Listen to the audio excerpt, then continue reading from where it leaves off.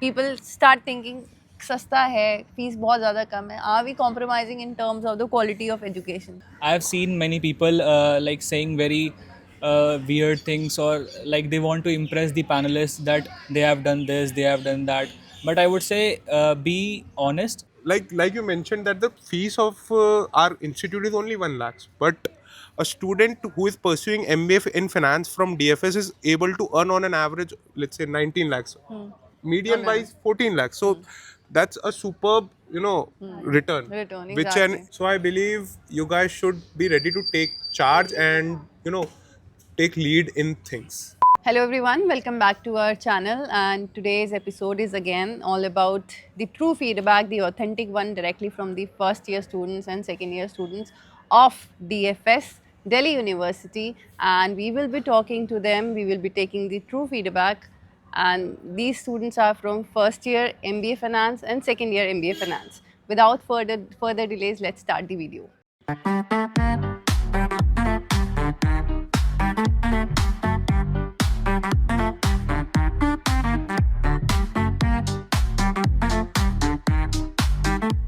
Let's do the ice breaking first with your name, your badge, and the program.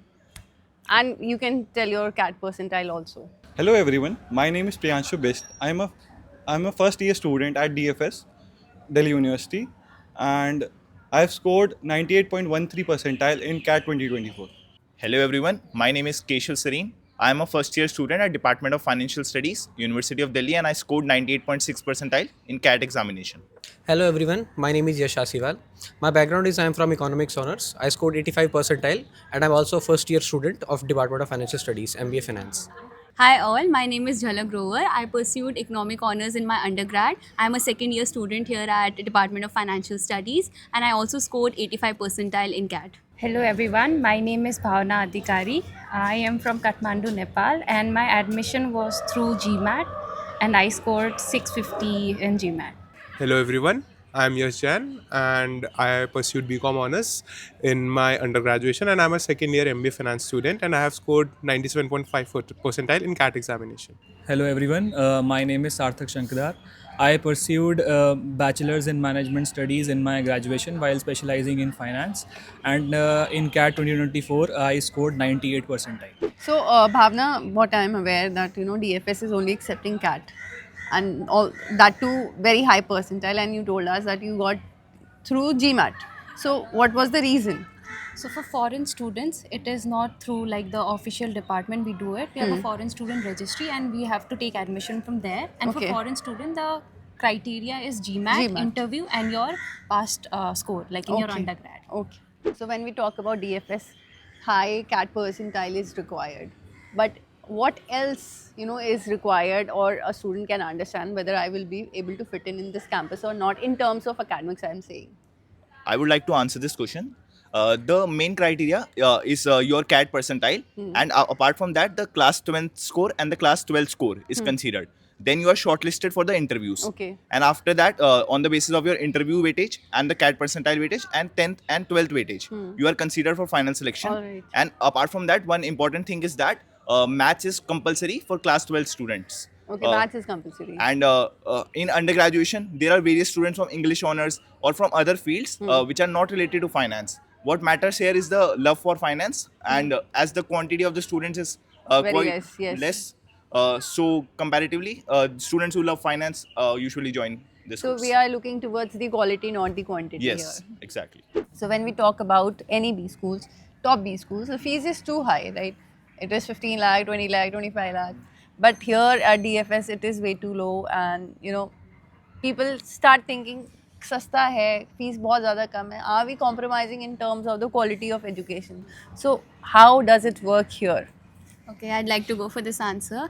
I feel that having a low fee is like a cherry on top. It's like an added advantage, but in no way it compromises the quality of education that we have. Our professors, whether it is Mr. Sanjay Sehgal sir or it is Amitabh Gupta sir, they have a rich legacy of their own. The way they teach, it is very professional and they're very proficient in finance. Other than that, we have a very strong alumni base who support us, who help us in every way possible. We also have a Blueburn terminal. We're affiliated with CFA. So in no way we are lacking behind, and there are a lot of people who have succeeded, who have exceeded in life via going from DFS. So we are not compromising with the quality. Yes, absolutely.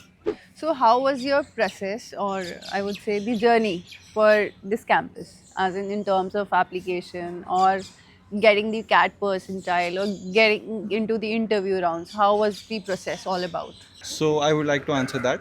So first I applied for DFS in December.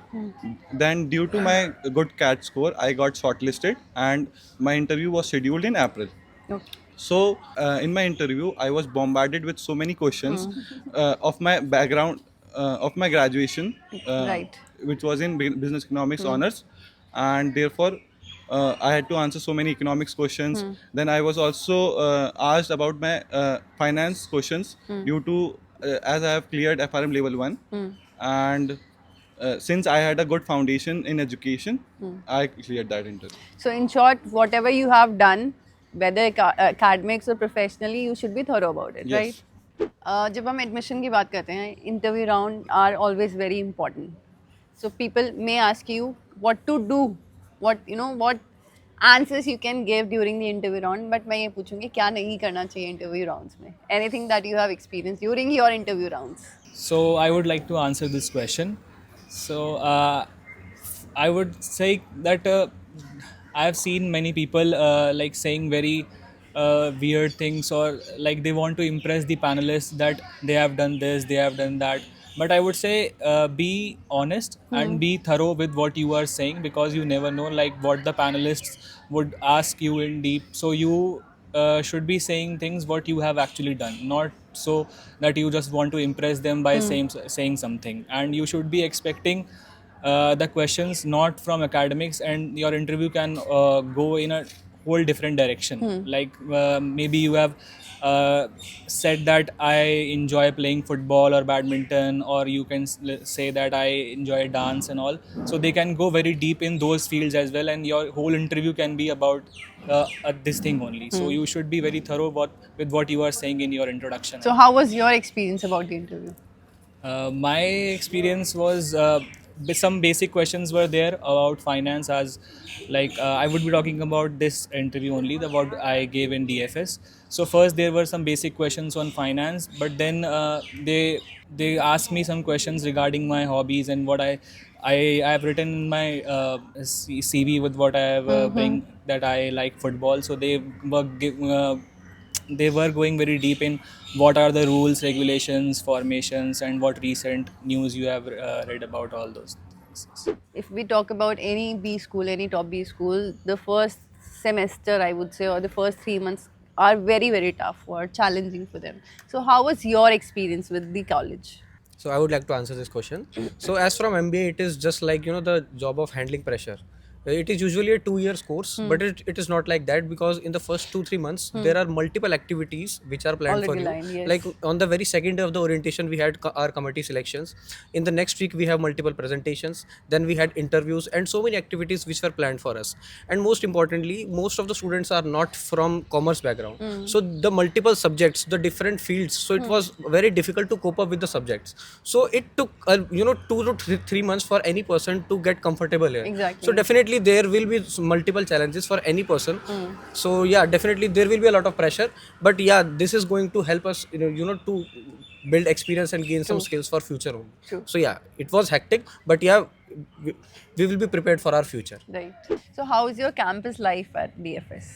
So campus life at DFS is very interesting, I'd say. We have AFCON, which is the student body at DFS, and it conducts all the events throughout the year for our college. So we have alumni meetups, which we keep in various locations like Radisson or Imperial clubs. We have convention, which is like our annual flagship event, and it drives a lot of finance professionals from various fields and diverse horizons. And we have a huge amount of guests attending the same as well. We have guest lectures, and we also have clubs who conduct a lot of competitions, which keeps the students engaged throughout the year. So this one is my final question, and which is a serious one, the placements. सबको पता है this college is famous for their placements, fees कम होने के बावजूद. But yes, if we want to talk about the role clarities or what exact amounts, if we can discuss that too. Sure. So the average package for last year was 19 LPA, and the median package was 14 LPA. So the roles which were offered at DFS were core finance roles. So diverse roles, be it emerging corporate lending, structured finance, credit rating analyst, financial research, and product and advisory. Such roles were offered by esteemed organizations like Ambit, DShaw, Arcesium, KKR, and many others. So, like you mentioned that the fees of our institute is only 1 lakh, but a student who is pursuing MBA in finance from DFS is able to earn on an average, let's say 19 lakhs, median wise 14 lakhs. So that's a superb, return, Return, which an exactly. individual is getting. So that basically speaks volumes of Exactly. how content rich this course is, how this course is basically preparing you for what lies ahead, and how not only the the supply side, that is the students, but the demand side, that is the corporates, are also perceiving our institute. So it has a rich legacy of 38 years, and it will continue to go in the upward trend. So this is our final round, myth busting round. So I would be asking you some myths about DFS, and you will tell me is it true or it's just a myth, right? So let's start with the first one. DFS is only for commerce students or hardcore finance lovers. No, I would like to disagree with this. Like, I have myself seen a lot of students who are from various backgrounds and they still perform very good in DFS. But you have to be finance lover. Yes, yes, yeah. That's not a myth, that's true. That's true. So next is you need 99 percentile to enter DFS. No, percentile is not the only criteria which is looked in DFS. It is the overall personality and, as you mentioned, the love for finance which a candidate has, which they has to display at every stage of the admission process so as to secure an admission. Okay. Next is placements are only for toppers. How true is that? No, this is just a myth. I have seen that there are multiple students. It is all about how you perform well in the interview, and it is all about how you study and how you grab the knowledge of finance. So it is completely a myth that only toppers get good placements. Everyone gets a decent placements. Okay. And next is DFS life is only till academics, no campus exposure. No, I feel this is not at all true. There are various committees and various clubs in our DFS where students have sports committee. They go for different sports competition with different B schools. So that is not at all true. And this is the final one. Private B schools are more industry relevant than DFS. I do not think so, because we have GLs, we have alumni meets, conventions, and other corporate events which gives us industrial exposure. So next myth is, and this is for the person who is living in the hostel only, living in South Campus can be very expensive. No, this is not true because I'm residing in the hostel and the hostel fee is around 60,000. So combined academics and hostel, the total fees would be around 110. So this is not true. So we'll wrap up today's conversation and with the final tips for the aspirants who are looking towards DFS for their MBA program. The one should have strong foundation in their bachelor's. I feel that a student should be well prepared before coming here, whether it is in their CV or regarding the knowledge of finance. For CV, I would like to say you can complete some finance-related certifications like NISM and other certifications, which are very important. You should be very original and very authentic. Authenticity is very important, and communication skills play a very important role in every interview, so that should be good. I think you should be very flexible to changes. So be ready for a change. So I believe you guys should be ready to take charge and take lead in things. So today's episode was all about DFS, and if you are targeting DFS for your MBA in finance, this episode can save you from a lot of confusion. We wish you all the very best. Thank you so much for watching us.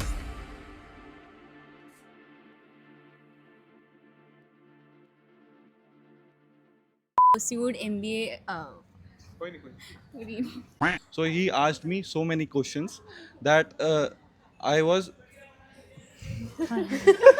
क्या बोले? The things you are saying in your introduction and agree with this. Like, I have myself seen. Sorry. अरे ले ना. और Enjoy as much as you can before coming to DFS.